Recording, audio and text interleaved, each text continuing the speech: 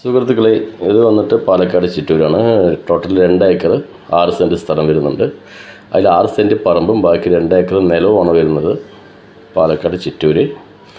ഒരു ഏക്കറിന് വന്നിട്ട് 25 ലക്ഷം രൂപ ചോദിക്കുന്നുണ്ട്. നെഗോഷ്യബിളാണ്. കിണറും കറണ്ടും വെള്ള സൗകര്യം എല്ലാം ഉണ്ട്. റോഡ് സൈഡ് വഴി സൗകര്യം എല്ലാം ഉണ്ട്. എല്ലാ വാഹനവും അകത്തോട്ട് കയറി ചെല്ലും.